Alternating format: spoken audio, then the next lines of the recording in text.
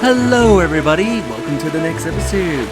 In the last episode, we completed the Triforce, and in this episode, let's continue going around the Great Sea. Getting any remaining items we're missing, so it's like treasure art, pieces of heart, you name it. First off, we got a bit of treasure here.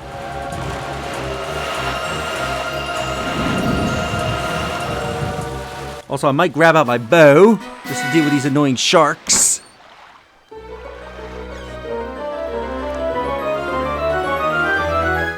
But in this, we get a piece of heart. Let's kill these jerks.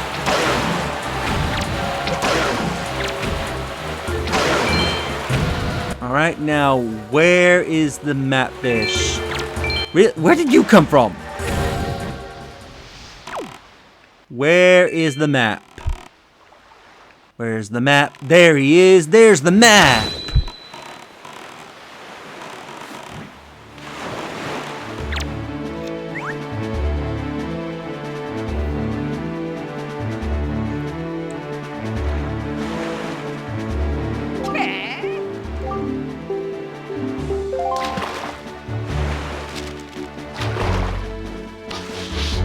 So this location is Angler Isles. Northwest of here is the Forest Haven. They say a truly unique kind of firefly indigenous to that place. You heard of it, small fry? It emits bursts of light in several colors. Supposedly it's as beautiful as a rainbow.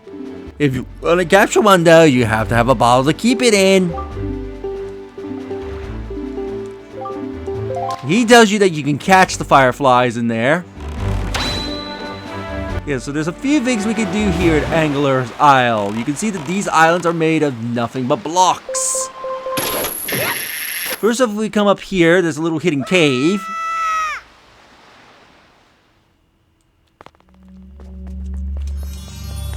With this puzzle. Now, if I remember correctly, this puzzle, you want to pull this block out. I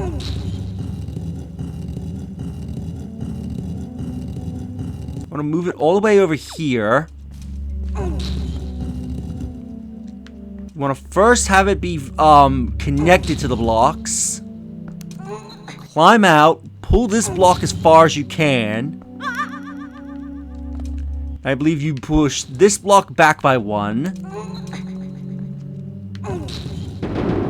And you pull this, and it will make this fall, and then you push each block back by one.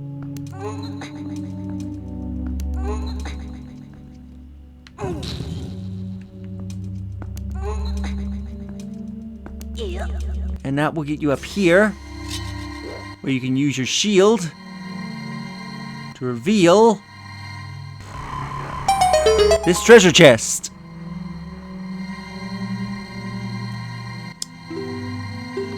So we can just glide on over. And inside this treasure chest is a silver rupee, worthing 200 rupees, so worth going out of your way for. And is the garbage truck already coming? Because I can hear what sounds like the garbage truck outside. I hope it's not. I hope it's going the other way, but anyway. Time to actually get on this particular island itself. So yeah, if you come over here, you can find these little steps that you can use to get onto the island.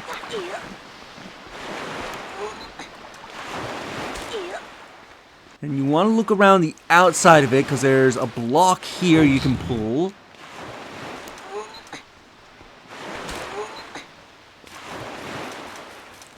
And you push this block down. And Link, grab the block. Pull it all the way over here.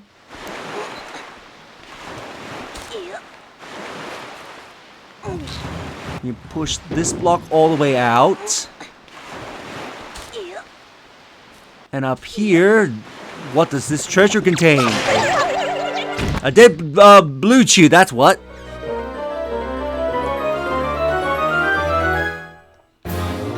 But it has a piece of heart.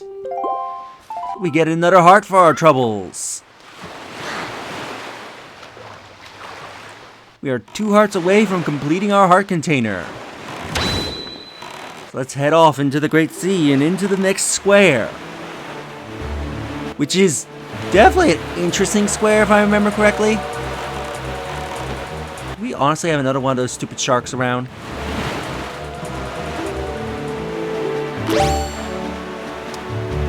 My bow ready just in case it shows up. But anyway, we're in a new square. This square, I believe, is called the boating course. Ooh, and he's right next to the treasure. Let's get the treasure first and we'll get the map.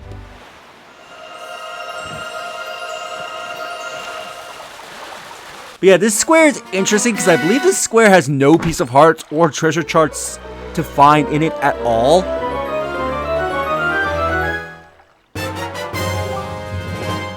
We get the Sea of Hearts chart from whatever treasure chart led to the treasure here. This piece, chart will reveal to you the locations of where all the piece of hearts are throughout the Great Sea, and how many piece of hearts are in each square.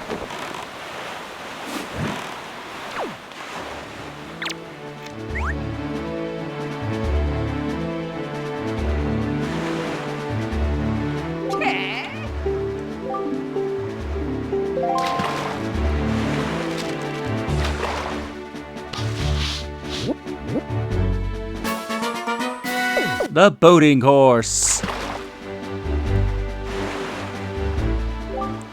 Let me ask you something, Fry. Have you been using the CER to make your boat jump? Well, have you? Of course. Going out to sea is just to jump around would be real dumb if you ask me.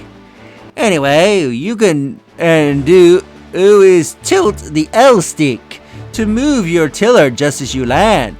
That's how you make a sharp turn, if you didn't know that. Why didn't you try it out? So yes, he mentions that if you do a jump and you're starting the process of a turn, upon landing, you will do an immediate sharp turn.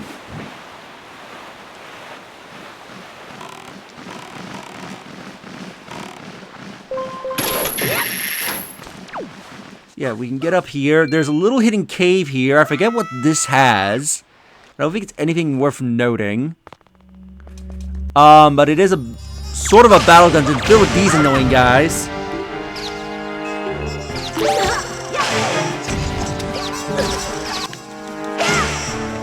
They become flat.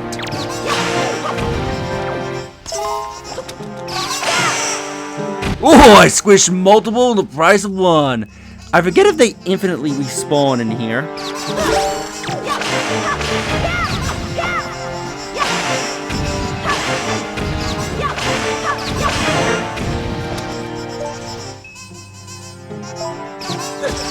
Screw you!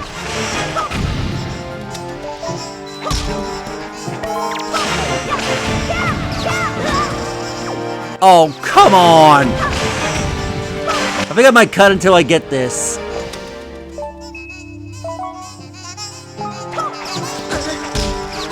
Really? You hitting me made the boomerang come back?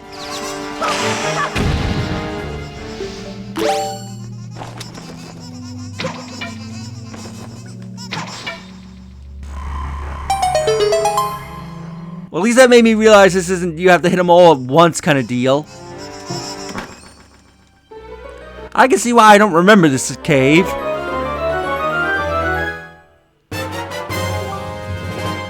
Oh, you had the submarine chart. Oh, well, you didn't really have anything of interest. But yeah, the submarine chart, as the name applies, if you use that chart, it will tell you all the squares that have submarines in them.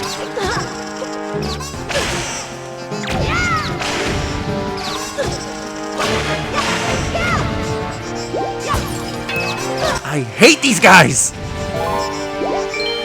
So annoying.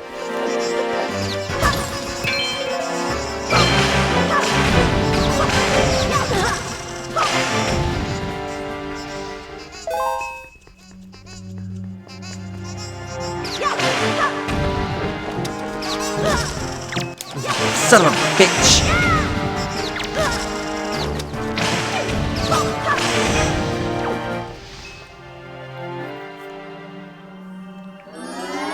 Anyway, now that we're up here and out of that annoyance. And of course, I'm too far away to grapple.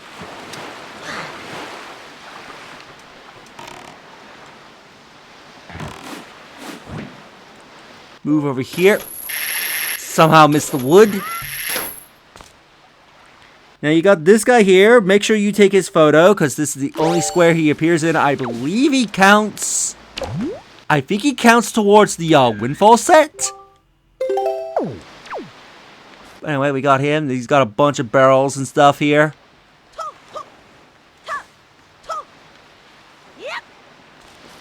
Hey, let's speak to him. Hey, that's a pretty sick boat you got there, kid. So, what do you say, kiddo? You want to play a boat game for 30 rupees? What do you say? Tell me the rules. Well, I ain't that good of a talker. But here goes. Now, listen up. The deal is you take your boat and sail over the barrels floating in the water and see how many rupees you can bring to the finish line within the time limit. There are two kinds of floating barrels you gotta watch out for. The ones that float on their sides are the ones that float upright. You can get the rupees above the barrels floating on their sides just by sailing right over the barrels. But if you run into the barrels floating upright in the water, they'll rough you up. You know you can press SCR to jump your boat, right? Yeah, well, to get the rupees over the upright barrels, you gotta jump with CR. It's the only way. The barrels get placed out there based on which way the wind's blowing. So watch the wind gauge behind your boat real careful like. You can only use your regular sail in this race, none of them fancy speeding sails, you hear? Oh, and one more thing. If the time runs out before you finish, you lose. So watch the timer, too, will ya? Them's the rules. So we need to collect rupees. And yes, we cannot use our speedy sail. We have to use the regular sail. The trade-off is that the wind direction is always blowing in a direction that will favor you. So yeah, the boating course is somewhat of a fun minigame, I would say. You don't ever need to do the boating course, but if you're actually good at it, it can be a decent way to get a decent amount of rupees. It's unless you're going after the submarine chart or the treasure that's in the square, you don't really have any reason to come to the boating course.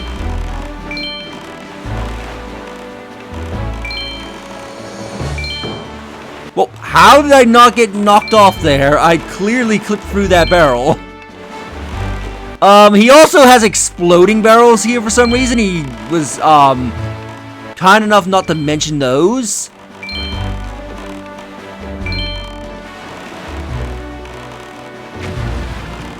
Most of them are usually placed not directly in your path, so they're not usually a threat. Screw you, game.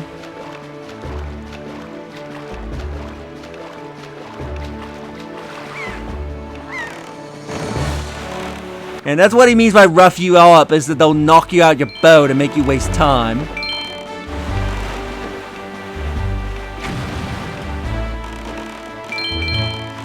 Nice, I got both.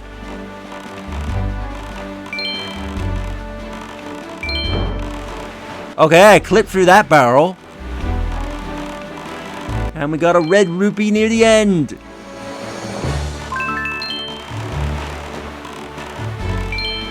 And we finish. We got 149 rupees.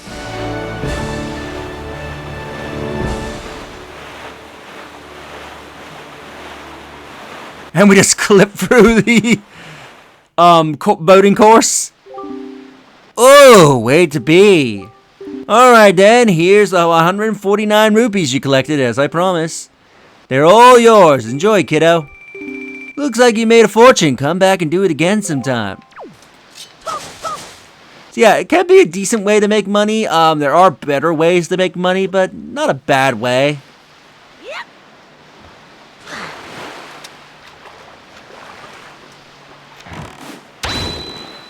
Anyway, we got some rafts over there. I don't think there's anything of note over there. I'll quickly go and look, but it's more so the next square is where there's something of note. Oh, there's actually a treasure chest here. Alright, I'm curious. What's here? A Bokobaba seed, of course. Couldn't be anything useful. I'll take my frustrations out on you. And what is he doing? That's not the bow.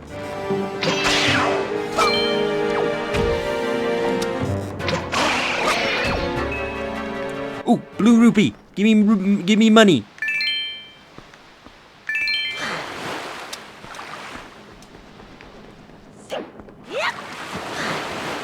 Anyway, it's the next square that has some pretty interesting stuff in it. Yep, I'm going the right way.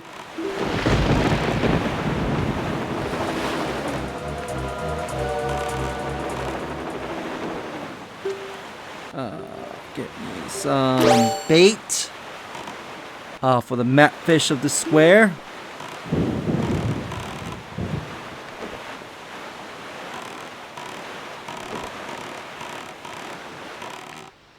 I somehow missed that. Alright, so there's a few things of interest. There's a tower, and you can see a submarine out in the distance. Let's first get the map. Ooh, and I also see treasure. Yeah, you can see that every rock has these birds on it.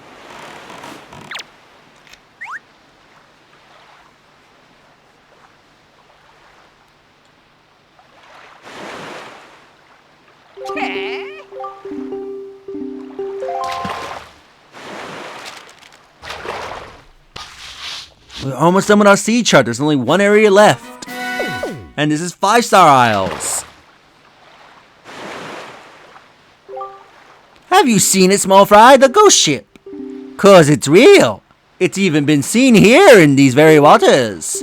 On nights when the crescent moon faces down. That's when the horror arises. So this is another location that the ghost ship can spawn in.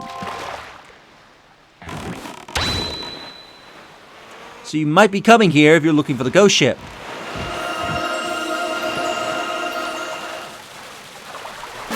The treasure we get.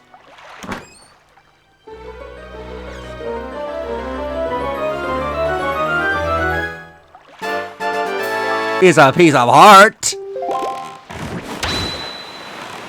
Now let's go over to this tower here.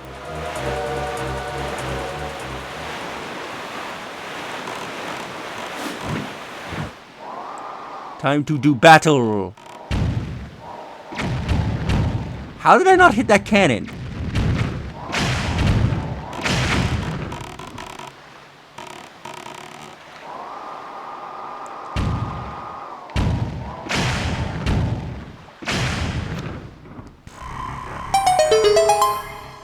We make this chest appear. And it sounds like the sun is coming.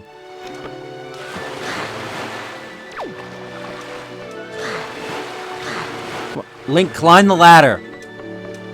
And then once we get the treasure, we'll go to that submarine over there.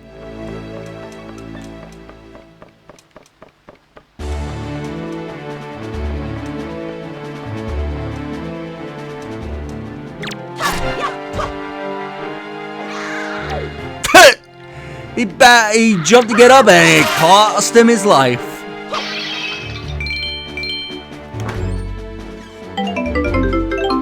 Alright, so this had a golden feather. Not the best treasure, but yeah, it gives you the best view to see the submarine, if you haven't noticed it.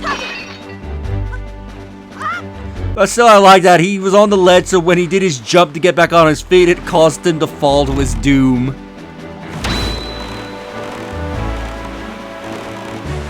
Hey, to the sub. It's surrounded by a bunch of rafts, so if you want to farm joy pendants, this is not a bad farming spot. And, oh, one of them actually has a treasure. Alright, let me check to see what it is.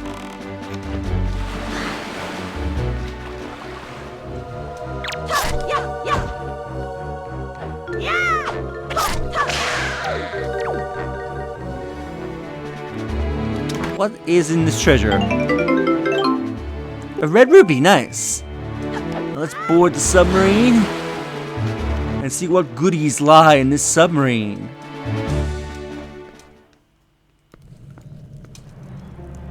We got a bunch of keys I can see. Let's take aim.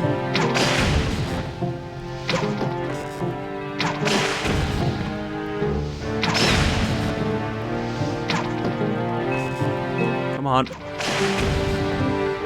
Get the one all the way over there. Nice! Snipe them all.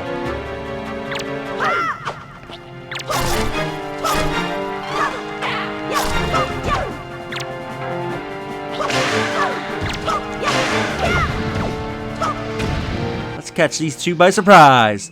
By spinning!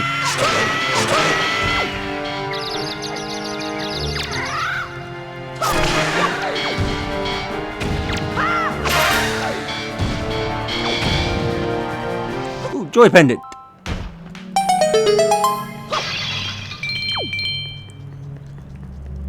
Anyway, let's get up this ladder and see what they were guarding.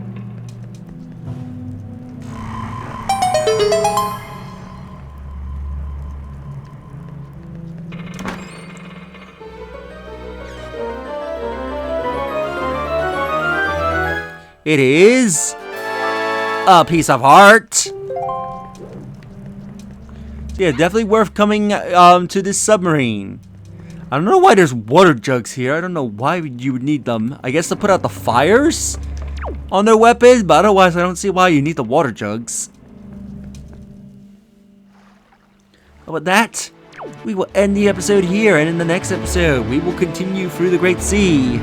I think it's time we, unless there's something I'm forgetting, I think it's time we take on one of the more infamous quests that this game has.